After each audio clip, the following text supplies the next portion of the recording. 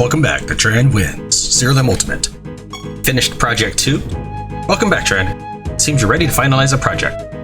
Project completed, increased maximum projects. You can now take on an additional project at a time. Yes, thank you for repeating that additional times.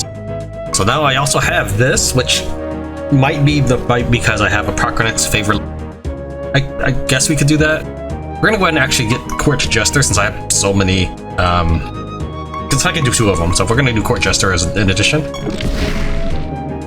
and we're gonna do Godspawn Capri. I haven't actually bought anything from any of the gods yet, but that's what it says I need to do eventually. Everything over here, this is just me playing around. So I thought it'd be interesting to have like a little development or changes to the castle as I play the game. Just little segments that I won't even talk about. You just see in the background. I just thought it'd be cute. Oh, and this, however, actually is something different. It is a portal that allows you to travel to any other portal you've assigned in your castle. So let's go ahead and go on to Path of the Damned.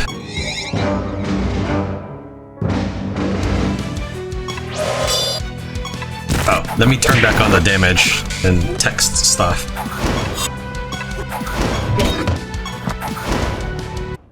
For me, it's not very necessary, especially when I'm farming. See, actually, I should have faster go into the bottom. Battle text, and we'll just turn everything back on. Whoops. There we go. That way you can. That way, battle gives you some information. You approach the altar and say a little prayer in your head. Coincidentally, the words of the prayer ended up rhyming. Life is full of surprises. Erebus, goddess of darkness. Well met, Tran. I am Erebus, the goddess of darkness. I'm surprised to see you're kind here. The Path of the Damned is a dangerous place for a human after all. I can only assume you've come here with an urgent purpose. Perhaps you seek the Death Orb. Wow, she's good. In truth, I do not fault you for desiring such a powerful relic. The Death Orb is located in a much deeper part of this realm. It is guarded by a powerful banshee named Vlora. This seems to be straightforward enough. Vlora was once a human child who lived happily with her family not too far away from your own kingdom. Her father was a proud blacksmith who loved his wife and daughter dearly, and worked tirelessly to keep them well fed and happy. Vlora's mother was a beautiful woman who dedicated her life to educating Vlora, raising her into the best little girl she could be. This sounds like a nice, heartwarming story so far. One stormy, spring evening, the family heard a loud knock on the door while they were eating dinner. Vlora's mother and father quickly exchanged a concerned glance before he stood and slowly cracked the door to see who was there. Oh no. But there was no one to be found. Oof! Relieved, Vlora's father opened the door a bit more to get a better view of the cloud so that he might see when the storm would pass. No! Shut the door, you fool! In the blink of an eye, a large figure appeared from the side of the porch. Vlora saw a strong hand grab her father by the throat, while another punched a knife straight through his chest. What? No! Again and again, over and over again, Vlora gasped and cried out for her father in vain. The man carelessly allowed the body to fall to the ground as he kicked the door open. A crash of thunder shook the house. Protectively, Vlora's mother grabbed a knife from the dinner table and stepped in front of her own dear child, for she would die before allowing anyone to harm her own flesh and blood. Get him, Mom! Protect the child! The man snickered wickedly while tauntingly passing his own knife back and forth between each hand. Suddenly, with a startling "Ha!" that caused Vlora to nearly convulse from fear, he charged forward and butchered her mother right before her eyes. Oh no! No! With Vlora's parents both dead, the man turned his attention to Vlora as she whimpered and cowered in the corner of the room. Stop! Get away from her! I will spare you the gruesome details about what happened next, but as you might imagine, this story does not have a happy ending. You begin to sob quietly. Legends claim that Vlora was so filled with anguish in the moments of her death that she never truly found peace. Instead, her spirit lived on to search for her parents in the afterlife. Now your sobbing is not so quiet. She haunts the depths of my realm, the Path of the Damned, where she yearns for her mother and father to this very day. Now you're full on scream crying. Turns out you're an ugly crier. Huh? You'll be relieved to know that story never actually happened. What? Yes. You see, I would only trust someone with the Death Orb if they were truly pure of heart. That you cried so hard over my story is a testament to your virtue. Who in the hell wouldn't feel remorse over a story like that? How can this even be legal? Maybe I overdid it a little.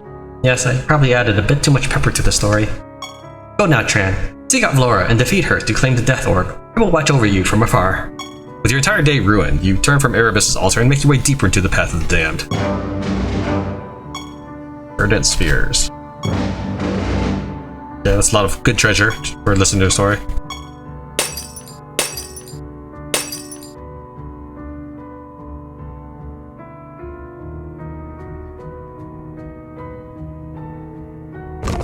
These skulls were apparently used to conduct a dark necromantic ritual. Their souls still yet linger, eager to exact revenge on the humans who took their lives. Time to lay them to rest.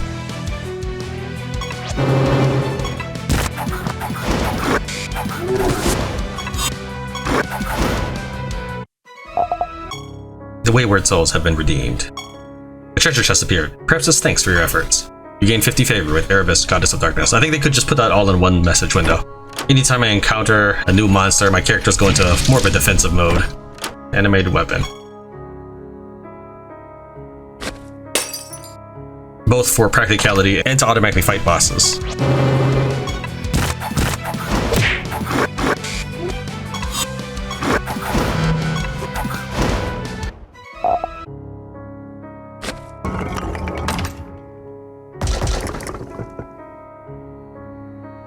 By the way, let's check out my automaton as soon as I get a turn.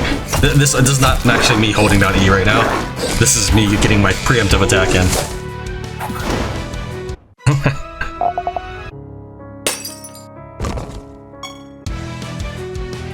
Alright, let's inspect my automaton. So with his basic attack growth, Inner Hatred, he gets 150% boost. He's at 1239. Now that being said, the others are comparative to him. So if I look at, for example, the Manticore, it's 1357. But this should reflect a 150% increase.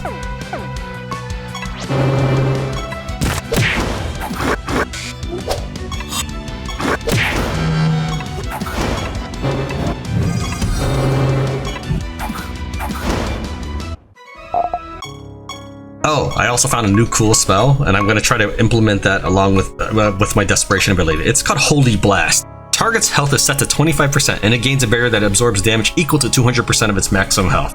Now, I also did find, I believe it was a sorcery spell. Let me see here. Items. Spell gems. Extinguish, yeah. Kills the target if it has less than 33% health. I'm going to try to combine these two. Now, I don't have a sorcery character. The Automaton is a death character right now. He's by default, before fusion, he's sorcery. So when I get a sorcery character, I'm going to try combining Holy Blast and Extinguish and just one-shot everybody. That being said, Holy Blast, I think it's only 3 charges.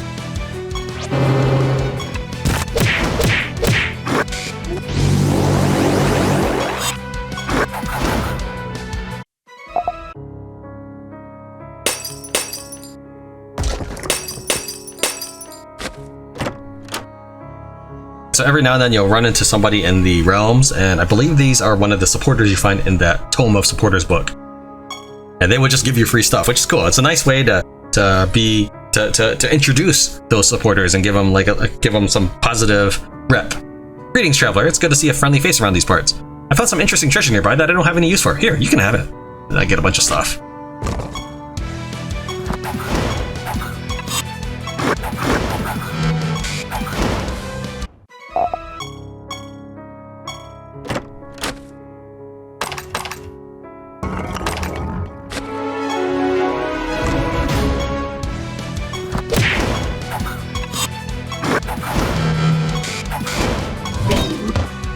I've edited Monday's episode, and I think what I'm going to try to do is, for a little while, until I at least catch up what I'm doing in Cyberpunk, I'll probably release videos of Siralim for a little while.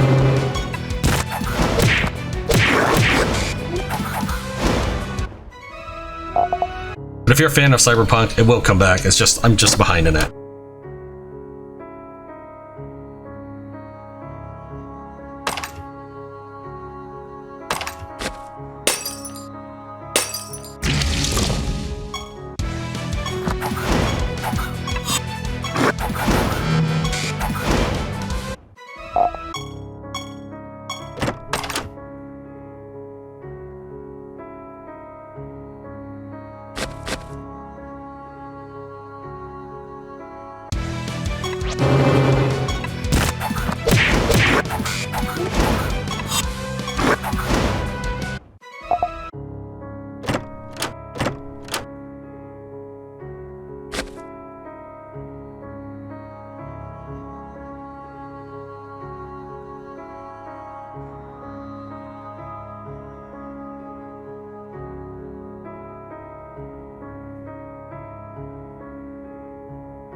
Did I get everything already? Yeah, I guess so. Okay.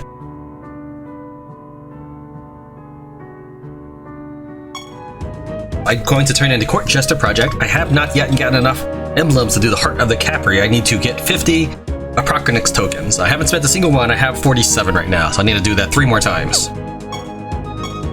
Court Jester. I can find them in Decoration under the Utility NPCs category. I can start a new project now, at least.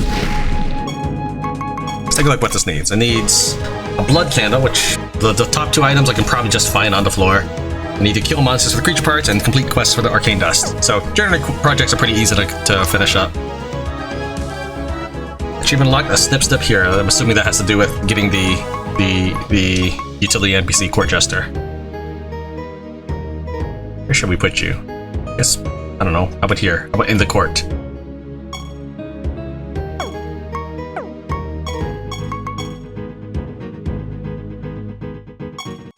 Shop. Purchase costumes to change the way my character looks. Wee waha! I am the esteemed court jester, and you appear to have some fashion sense of, well, do you even have any at all?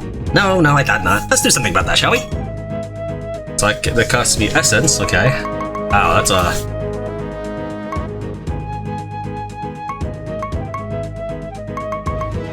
Okay, so I can also find these costumes. Now, I probably will buy them as I start running out of things to find. But for the time being, I think we're good.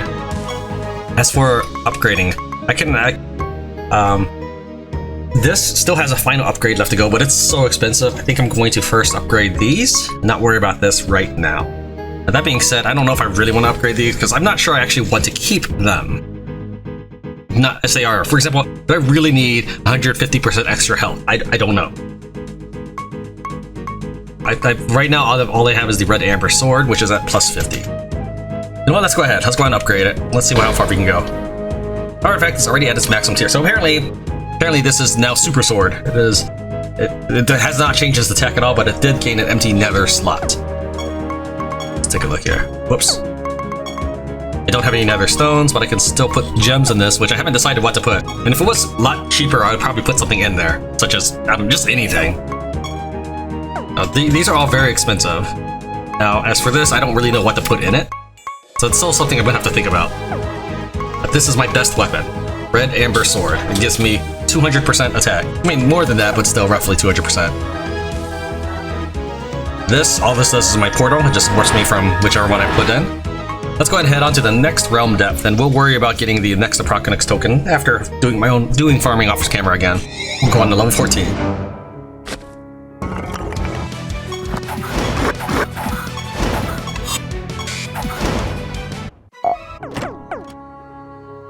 Recruit knights from the realm to guard the sanctuary. Knight, I'll gladly join your knights.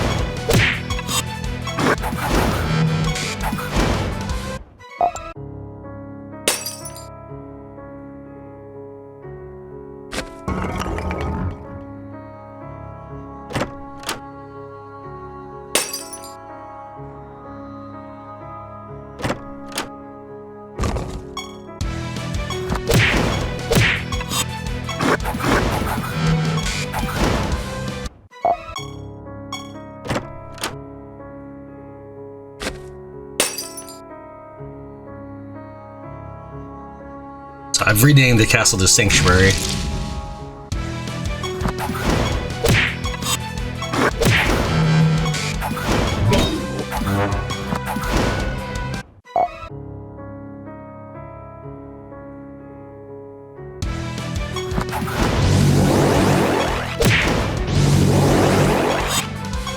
These Reapers, if the enemy is, I think, below 25% health, they instantly die.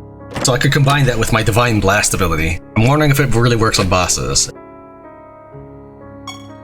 Greetings, traveler. It's good to see a friendly face around these parts. I found some interesting treasure nearby that I don't have any use for. Here, you can have it.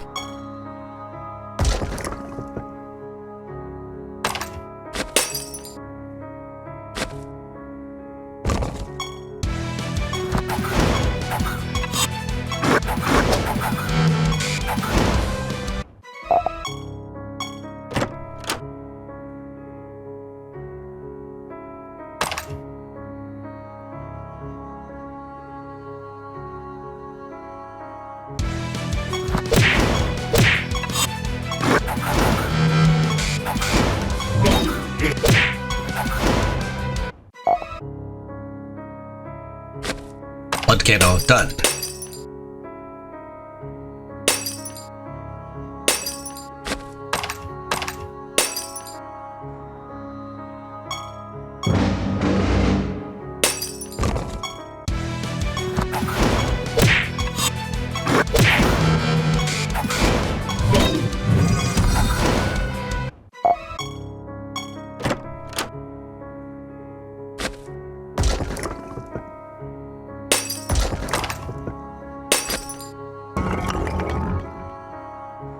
That's everything. Check the statue, not that there's anything I probably want.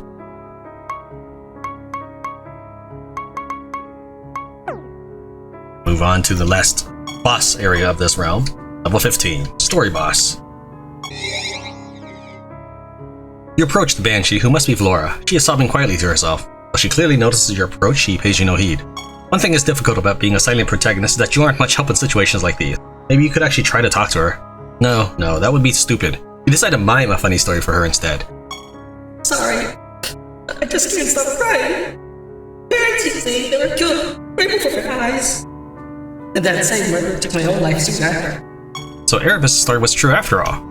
You approach Vlora and offer a comforting hand. She's a banshee though, so your hand falls right through her shoulder. Pretty awkward situation to be in, all things considered. Never one to be deterred, you sit down next to her and offer to talk to her about what happened. Immediately Vlora assumes a corporeal form and sinks her teeth directly into your shoulder. You manage to tear yourself away from her and run to your creatures for help. I can't believe you actually fell for that stupid story, you cabbage brain influencer. Time to die. A hostile group of creatures led by Vlora appeared.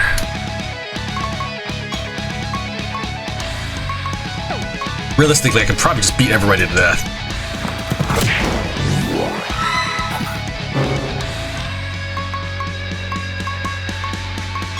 Whoops. Oh well, I didn't mean to. Okay, good. I actually want. Oh, nope, she's done. I actually wanted the Banshee to stay alive long enough for me to cast Holy Blast on her, but that's fine. One spell Panic Attack will just do the job, apparently. I am level 50. As Vlora draws her final breath, her body dissipates into the air. In its place, a large glowing orb appears. This must be the Death Orb. You can feel the power coursing through it, enveloping your senses. I'm pleased to see that your mission here was a success. If you ever require my help, you need only ask. This least I can do after ruining your life, after all. Take care, Tran.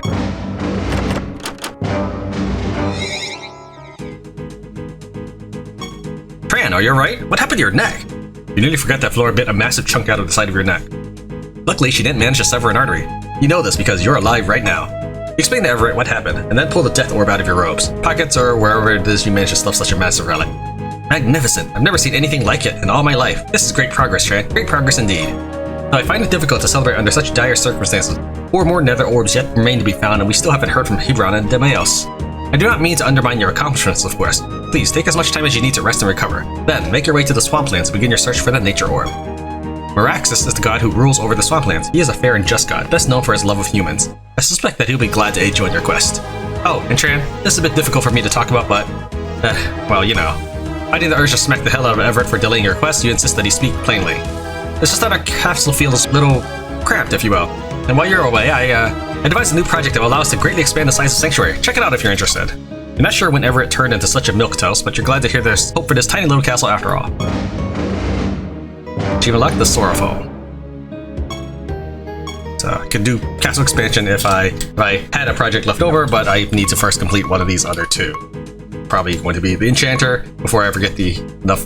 I don't know. It's actually going to be an interesting race. Will I get 3 medallions first or this? Now that being said, I have not spent any power. I actually have only been doing random realm instead of spending power to pick a realm. So it's kind of random draw. I've not been picking anything with power. So I've only been going to random realms just to get what I need. Welcome back, Tran. It seems you're ready to finalize the project. Completed Godspawn Capray. You gain enough mana to summon Capray. Let's see, where is that dude? Capray, here we are. After your creatures attack, they are afflicted with scorn. Your creature's attacks deal 100% more damage, a straight does not stack. So it basically means that I get 1 attack for every 2 moves, but I can still cast or something in between. I don't know how long scorn will last, though. Probably just 1 move. Alright, that's kind of interesting. I don't know if I want to... Actually, can I make another Capray? Yeah, I can, so... Okay, I don't really want to make another Capric, so we're gonna leave that alone. But I already have the mana for it, so I'm not gonna worry about it. I will, however, go ahead and greatly increase the size of my castle. Let's see what... Okay. Should be fine. Alright, so you can see here I've got another setup. We run over to the menagerie. I don't know if this is actually how it's gonna work out, but I have what I call the realms 1 to 15. So these are the characters I had during that time. So I'm thinking maybe realms 16 on up. So this would be that group. Let's take a look at how this is going to be. And I'm actually going to replace the Mimic with someone else in a minute. I just want to give him some levels. We're going to fuse. And we are going to fuse the Night Koloss with the Gravebane White. What this will result in is a creature that it gets more health at the beginning of a round. And because of that, I will be able to do more damage when he dies. I actually kind of like this color here, that color sword.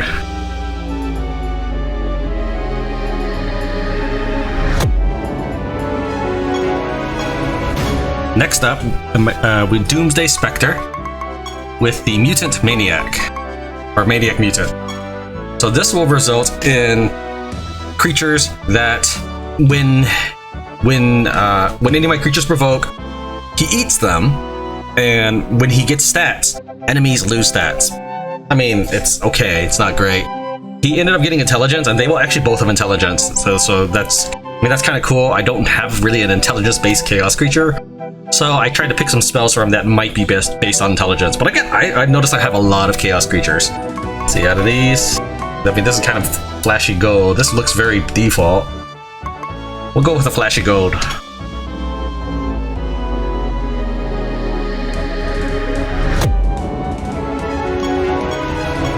And then we've got the Brownie Trickster with the Lazy Mauler. Yeah, this is the lazy guy with a low attack.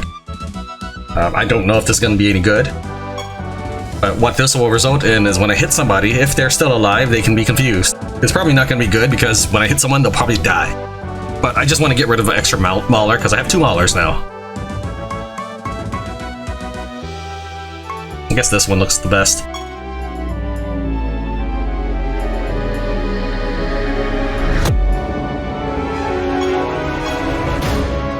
Alright, that's my setup. Now let's see here. They should still have the artifacts equipped. Yep. Do need to select their macros, however. Assign macro, you are just gonna go berserk. Actually, we'll just put you in cower mode. And you can go into taunt mode. Let's see here. What about spell jumps? No, you do not have your spell jump still. Okay. So we get absolute corruption. I thought this was gonna be a really awesome spell. Target creature is killed, and the caster gains all this buffs. So I bought it, and guess what? You can't target enemies with it. I mean, yes, it makes sense, but I hadn't encountered that before, where it is limited. It doesn't specify allies, so I hadn't encountered that before, where the description was not on point. We got Misery. Actually, we'll probably do Night Sword next, and then Misery. And don't worry about putting spells onto that later. So this guy, if he's encountering like a boss or somebody, I might be able to cast these things on that boss to make it really weak. Same thing for this guy right here. I've set him up to have, let's see here, I think it's Vilify. That way if I'm encountering a boss situation where I can't get past him, Chaos Channeling to just slap 3 debuffs on one dude. And of course Chaos Orbs, which just sounds great. I don't know if this is as good as it seems, but it definitely sounds powerful. As for this guy, what I gave him was Nature's Blessing, Antidote, and Stone Ward. I'm thinking I might be able to invoke the death thing on. So let's say he cannot do anything, or he's busy casting spells. I can still have him cast Stone Ward on him, and then boom, he'll die. The Mimic, I just wanted to get him summoned because that way I can start accumulating points towards the next Mimic. Because I think I get like 5% towards a Mimic, so I had to kill 20 of these guys in order to summon a Mimic. So I figured I'll go and summon it now, and if I ever need surprise, I have it, then so I can summon a second Mimic later. Alright. The order's not really that bad. Let's go ahead and head on to a random realm, and we'll train up real quick.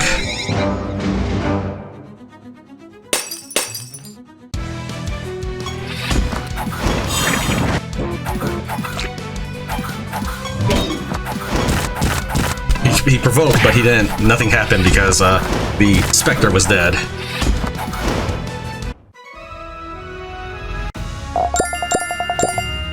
I was kind of curious, like, why did that bottom guy get so little experience? That's because he actually was level 7, that's why. I was trying to figure that out. So I just wanted to show the first battle of them. So we'll go ahead and move on. Oh, I've got to get rid of that Holy Bulwark or whatever. It only seems to add something like 39 or something hit points. Doesn't really seem all that good. I'm pretty sure my Inox Apocalypse provoked to defend the team, and he ended up getting eaten by the other guy. It's fine, whatever.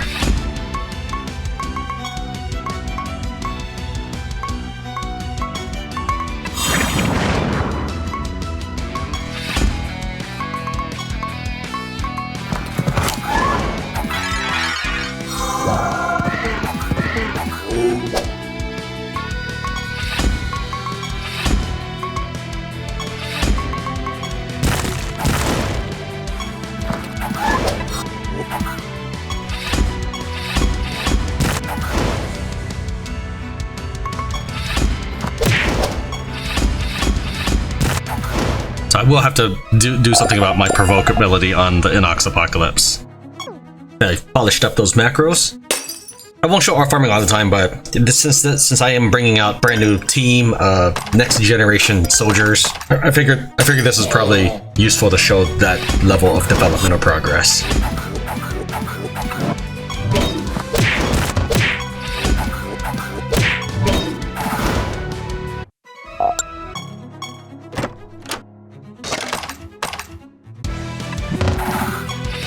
That Colossus is already starting to have tons of health. Okay, and then he's already almost killing people. He's already almost killing people twice his level at this point.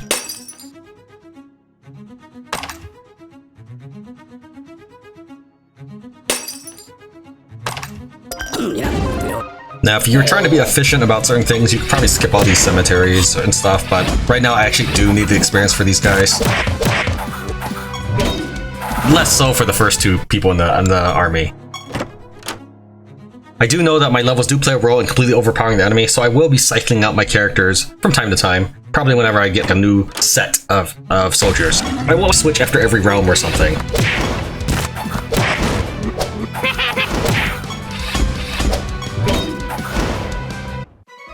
But after, for example, a new tier of monsters get accessible, I'll probably try to come up with something and make some sort of coherent team out of it.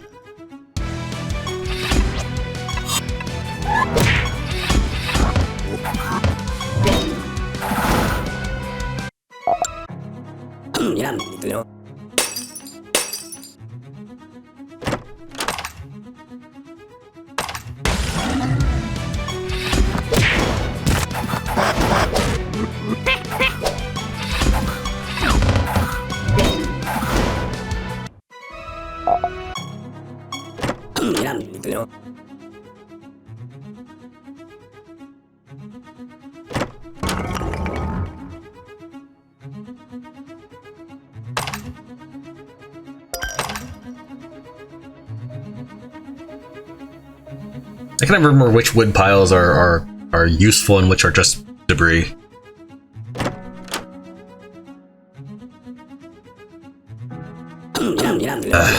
Still need a wood pile somewhere.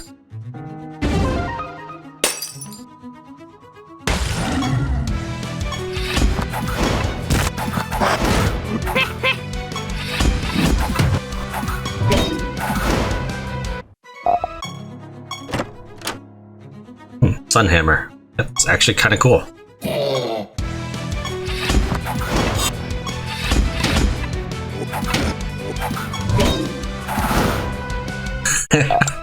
Man, that Colossus is already doing business, mopping the floor with the bad guys.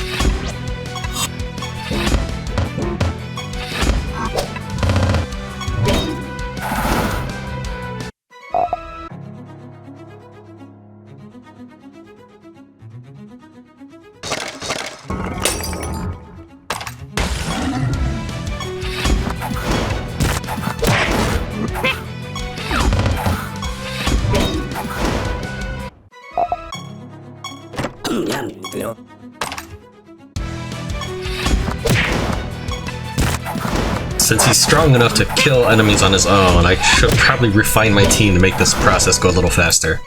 Right now, the Inox, if he sees a certain number of foes on the screen and it's turn 1, he will cast Panic Attack so that my whole army launches an assault. But if I can just provoke them and kill them in one move, I can just skip my turn and do that instead.